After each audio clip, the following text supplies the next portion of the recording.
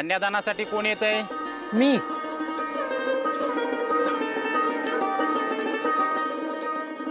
थांबा.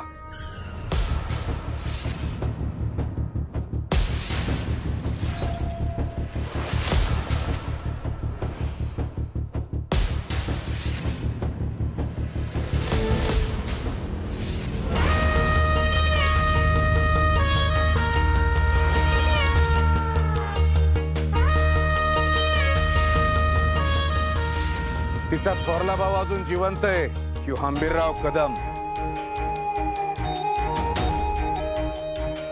म्हणजेच सरकार.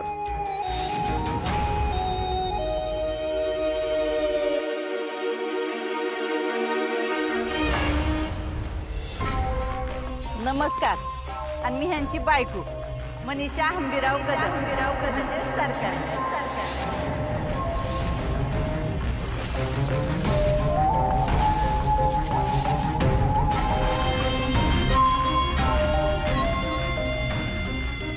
सरकार.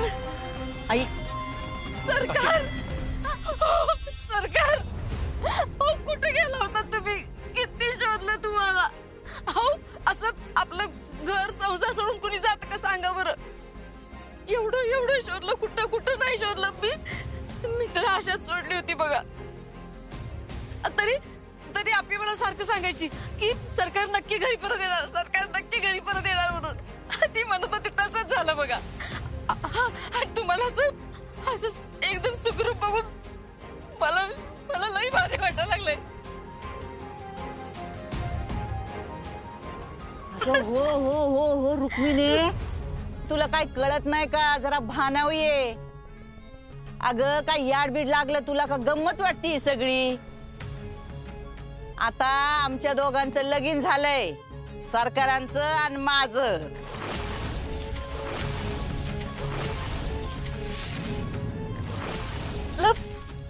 लग्न म्हणजे? मोठी आई म्हणजे सरकारांचं आणि आईचं लग्न झालंय. लग्न. आणि मी या घरचा मुलगा. नमस्कार, मी संकल्प हंबीरराव कदम.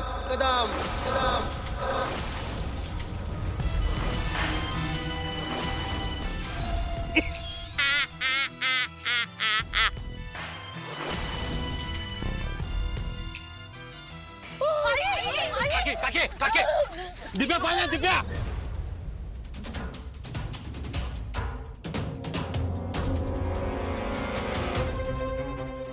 मोठी आई. हाय. इकडे काय कोळ्यागत बोलताय? निघेतोय. कोळ्यागत मी बोलतोय का तू तुझी काकी? या दोघांच्या गळ्यात हार दिसतात ते काय सत्काराचे हार नाहीत. ग्रामपंचायतनं सत्कार नाही केला त्यांचा परत आले म्हणून. वरमाळा आहेत त्या वरमाळा. ते बघ, आईच्या गळ्यात मंगळसूत्र दिसतंय का? हे सरकारांनी घातले स्वतः त्यांच्या हाताने. विचार. ए ढोबे, अगं अर्जुन, तुझं पोलिसी खाके इथं दाखवू नकोस, कळलं ना? तशी तुझी वर्दी गेलीच आहे ना. आम्ही दोघांनी लग्न केलंय आणि ते एकमेकांच्या संमतीनं आणि मर्जीनं. हो सरकार, हे असलं काय बोलू नका. हे बघा, तुम्ही चेष्टा करत असाल ना तर ते आत्ताच थांबवा. ही जर काय तुमची नवीन खेळी असेल ना तर तुम्हाला हात जोडतो मी. एवढ्या खालच्या पातळीला जाऊ नका. हो, निदान त्या काकीचा तरी विचार करा. हो, मी का करू विचार? माझा कोणी विचार केला का या घरात मला शोधण्यासाठी? तुम्हाला कुणाला न सांगता मी घरातनं बाहेर पडलो. तुम्ही काय केलं रे मला शोधण्यासाठी? 2 दिवस आरडाओरडा केला, टिवटिव केली आणि पुढं सगळं गप्प. सांग ना. हे अर्जा, या घरात एक पोलीस आहे, एक कलेक्टर आहे आणि एक माणूस साधा सापडला नाही तुम्हाला? आणि बाहेर होतो ना तरी मात्र इथल्या रोजच्या रोज बातम्या कळत होत्या. काय चाललंय घरात, काय नाही, सगळं अलबेल. कुणाला कसली फिकीर नाही. जो तो आपापलं काम करतोय. कुणी तर असला काय आणि नसला काय, काय देणं घेणं नाही कोणाला. म्हणूनच मी या घराच्या बाहेर गेलो होतो. मला बघायचं होतं की मी बाहेर पडल्यावर मला शोधण्यासाठी कोण कोण काय काय करतोय ते. पण नाही तुम्ही कुणी शोधलं नाही मला. मी तुम्हाला सापडलो का? नाही ना. अहो सरकार, आम्ही लय शोधलं तुम्हाला. मग सापडलो का तुम्हाला? शोधलं ना. अरे मग सापडायला पाहिजे होतं ना. का नाही सापडलो? तुम्हीच म्हणलं ना आता, तुम्ही हरवला कुठे होता? तुम्ही तुमच्या मर्जीने गेला होता घर सोडून. घराच्या बाहेर राहून घराची मजा बघत होता तुम्ही. आणि आम्ही तुम्हाला शोधण्याचा प्रयत्न जरी केला असेल ना, तरी तुम्ही तो हाणून पाडला असेल. कारण तुम्हाला यायचं नव्हतं परत घरात. घरच्या माणसांवर नजर ठेवायला हे बाहेरचे डोमकावळे आणून बसवले होते का? कोण खबरे देत होतं तुम्हाला? ही मनी मावशी का हो आमदार हे खबरे देत होते? ह्या डोमकावळ्यांनी तुमच्या मनात काहीतरी भरलं, तुम्हाला ते पटलं सरकार? अरे अर्जुन बाळा, मी काय माझ्या मनाचं नाही सांगितलं. जे काही इथं घडत होतं ना, फक्त तेवढं सांगितलं. बाकी नाही मला काय माहिती. हा मावशी, तुमच्याशी मी बोलतच नाही. मला बोलायचंय ना ते ह्याच्याशी. अरे तुला माहित होतं ना सगळं? सरकारांच्या कॉन्टॅक्ट मध्ये होतास ना तू? तिथल्या सगळ्या खबरी सरकारला द्यायचा ना तू? अरे बघ काय झालंय ते. तो माणूस त्या बाईशी लग्न करून आलाय. सुजा, एकदा विश्वासात घ्यायचं. एकदा सोड ना. तू कुठला विश्वासात घेतोय? तुला जर घर धरून ठेवायला जमलं असतं ना, तर पिऊ बहिणी एवढे वर्ष घराच्या बाहेर राहिलीच नसती. हे तुला दिसतंय का? माणूस का चालवर आहेस तू? दिसतंय का तुला काय चाललंय ते? तुझा बाप तुझ्या आईला डावलून बाहेरच्या का बाईला लग्न करून घरात घेऊन आलाय. दिसतंय का तुला? अरे नुसता उभं काय काहीतरी कर ना. आमचा भाऊ नाही कधी झालास रे. कधी भाऊ झाला नाहीस आमचा, दादाचा माझा. ना पिऊ वहिनीचा कधी नवरा झालास, ना त्या आरूचा कधी बाप झालास. रे ज्या आईनी जन्म दिलाय ना, तिचा पोरगा तरी हो ना बाबा. हो ना पोरगा.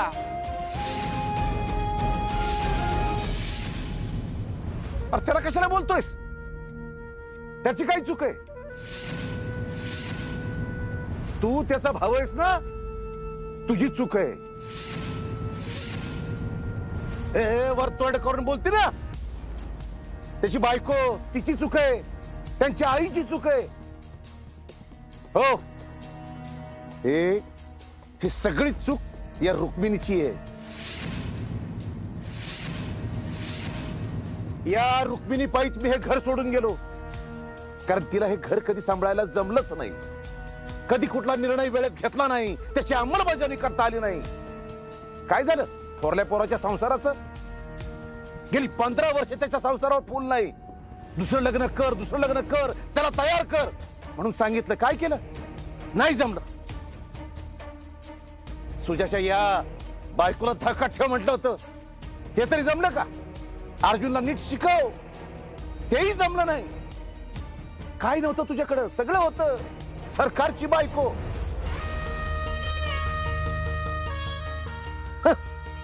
सरकारची बायको अशी?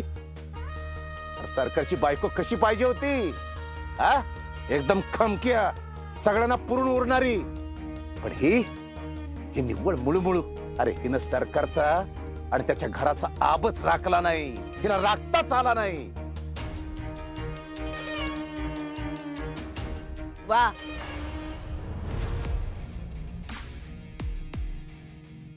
वा सरकार. नाही, तुमच्या या विचारांचा राग नाही, कीव येते मला. किती सहज स्वतःच्या बायकोवर आरोप करून मोकळे झाला तो. घरात स्वतःच्या मनासारखं काही झालं नाही तर दोष कोणाचा? बायकोचा. का तर तिला घर सांभाळता आलं नाही. स्वतःचा पोरगा आमदार झाला तर माझा पोरगा आमदार झाला म्हणून गावभर मिरवणार तुम्ही. आणि तोच पोरगा घरात दारू पिऊन आला तर दोष कोणाचा? त्या पोराच्या आईचा. का तर तिला संस्कार देता आले नाही. का तुम्हाला नाही चांगले संस्कार देता आले? अहो या बाईनं घरासाठी, घरातल्या माणसांसाठी काहीच नाही केलं का हो? आज हे घर बांधून ठेवलंय ना ते फक्त या बाईनी. मला आजही आठवतंय, मी या चांगल्यात पहिल्यांदा आले होते तेव्हा आईंनी मला सांगितलं होतं, घर बांधून ठेवणं हे घरच्या बाईचं काम असतं. आणि तेव्हा ही बाई माझी सासू नव्हती, पण तरी तिने मला शिकवण दिली होती ही. आणि तेव्हाही त्यांना का राग आला होता माहितीये? कारण मी तुम्हाला येऊन बोलले होते म्हणून. अहो तेव्हाचं सोडा, आत्ताचं उदाहरण घ्या. सरकार, तुम्ही आत्ता हे लग्न करून आलात आणि सांगितलं तेव्हा तुम्ही लग्न केलंय हे त्या बाईने ऐकलंच नाही हो. तुम्हाला बघून त्यांना एवढा आनंद झाला ना, तो दिसत होता त्यांच्या चेहऱ्यावर. तुम्ही सुखरूपात हे बघूनच त्या केवढ्या खुश झाल्या. सरकार, का परीक्षा घेताय त्या बाईची? नका घेऊ. आणि आता खरं तर त्यांना स्वतःला सिद्ध करायची गरजच नाहीये. आता त्यांना न्याय मिळवून दिला पाहिजे, जो मी मिळवून दे.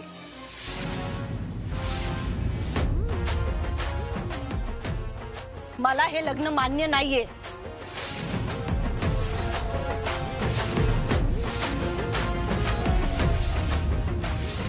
कारण हे लग्न बेकायदेशीर आहे. त्यामुळे मावशी, आल्या पावली परत निघायचा.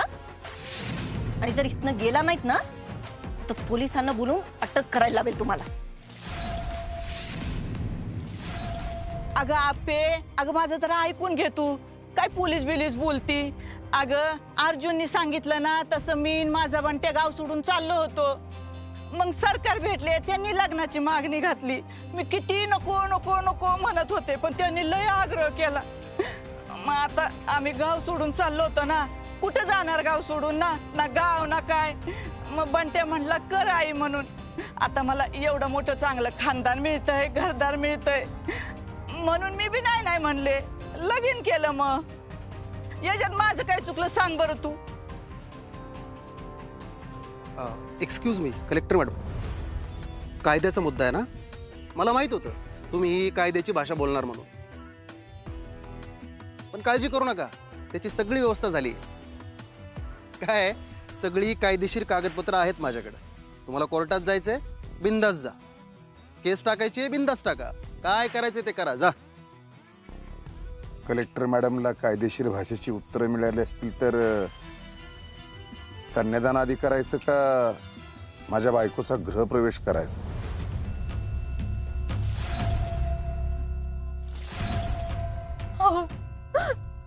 मी तुमच्या पाया पडते, असं नका करू. माझं काही चुकलं असेल तर माफ करा मला.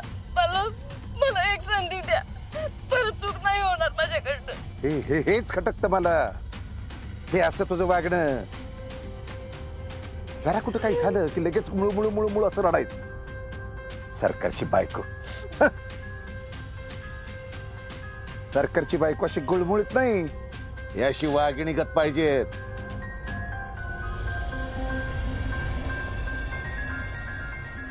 मी प्रयत्न करते.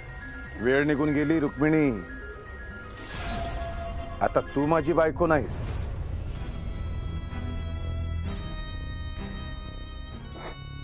ही मनीषा माझी बायको आहे. मग कोणाला मान्य असो अथवा नसो,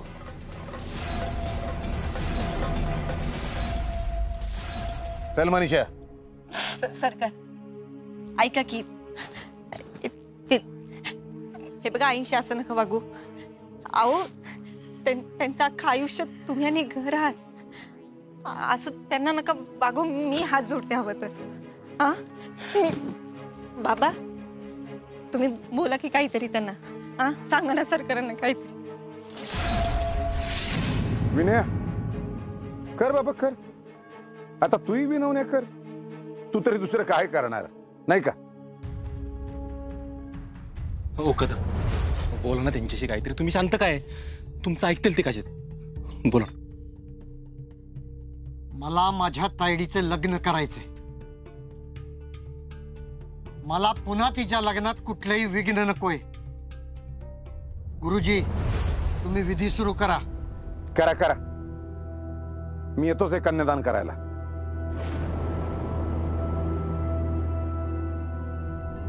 एक मिनिट.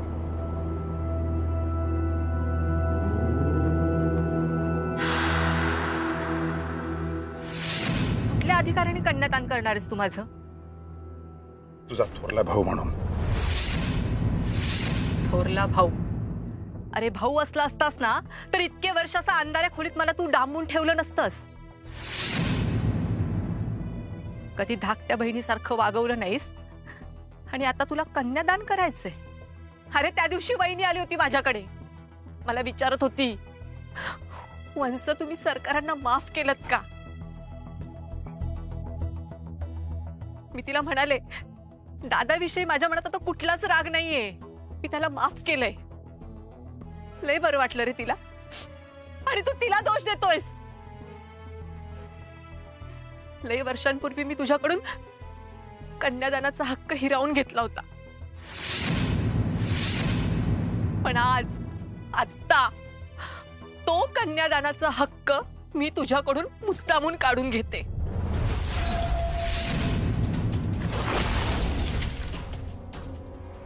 दादा, हे सगळं घडल्यानंतर खरं तर मला लग्नच नाही करायचंय.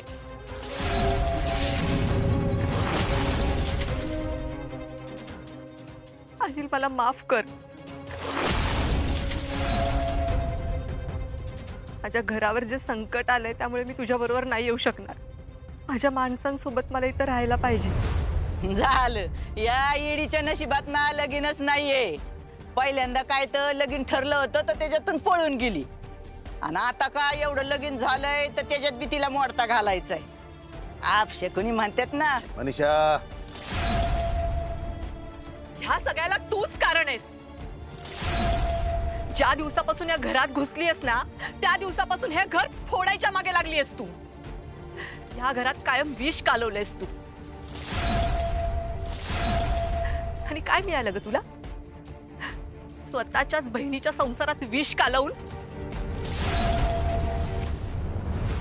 अगं, आता तुला किती वेळा सांगू? तुला काय, मी 10 जणांना सांगते तेच. सरकारांनी मागणी घातली म्हणून मी लगीन केलं. आता मी लगीन केलं म्हणल्यावर या घराशी नातं माझं जोडलं गेलं का नाही? मग ते नातं काय मी आता मोडायचं का? सांग ना. मी तुला माझ्या या घरात नाही जाऊ देणार. आता तुझ्या हाताला धरून बाहेर काढते की नाही बघ. आत्या, आत्या, अहो काय करताय? शिकलेला ना तुम्ही? हा कायद्यानं ते दोघं नवरा बायको आहेत, असं काय करता येणार नाही तुम्हाला. कायदा बिदा काय मी मानत नाही. हाच कोण मला अडवतंय ना तेच बघते. बघितलं का नवरदेव? बघितलं का तुम्ही ज्या पुरुषी लग्न करताय ती कशी वागते बघा. अहो स्वतःच्या भावाशी असं वागते, तुमच्या घरी आल्यावर काय काय करल विचार करा जरा. अहो 1 नंबरची आग लावी बाई ही. तुमच्या घरून पण आग लावून बरं का. आत्ता कशी अंगावर आली बघितलं का नाही? याच्या आधी काय झालं माहितीये का तुम्हाला? हिच्या पहिल्या लग्नात या अशाच भरलेल्या मांडवातनं पळून गेली होती ही, म्हणून सरकारने डांबून ठेवलं होतं हिला 10 वर्ष. अहो हिच्या डोक्यावर परिणाम झालाय, परिणाम. येडी आहे येडी ही. तुम्ही तर शहाणे आहेत, शिकलेले आहेत. अजून पण वेळ आहे तुमच्याकडं, विचार करा. करायचं का लग्न? ओ नवरदेव, येतंय का ऐकू? कानातले बोळे काढा, ते बोला काहीतरी. संकल्प तायडे, चल तू पुन्हा लग्नाला उभी राहा. अरे पण दादा. चल म्हणतो ना तू. दादा, अरे ऐक. काय आहे, एकदा लग्न मोडलेली मुलगी यो कलंक तुझ्या माथी आहे. मला तो पुन्हा नकोय. तुझं लग्न ठरल्याप्रमाणे व्हावं अशी माझी इच्छा आहे. आत्या, बाबा म्हणतात ते बरोबर आहे. तुम्ही लग्नाला उभं राहा बरं. हे बघा आत्या, तुमच्या लग्नात मोडता घालणं हेच या मनी मावशीला हवं होतं, आणि तसंच झालं तर बाबांच्या मनाला लागेल ही गोष्ट. आत्या, तुम्ही आधी लग्नाला उभं राहा आणि हे सगळं जाऊ द्या. अनिल सरांचं काय? हे जे काही घडते त्यात त्यांची काय चूक आहे? मग या सगळ्याची शिक्षा त्यांना का? मी तुम्हाला शब्द देते, तुमचं कन्यादान बाबा करतील, सरकार नाही.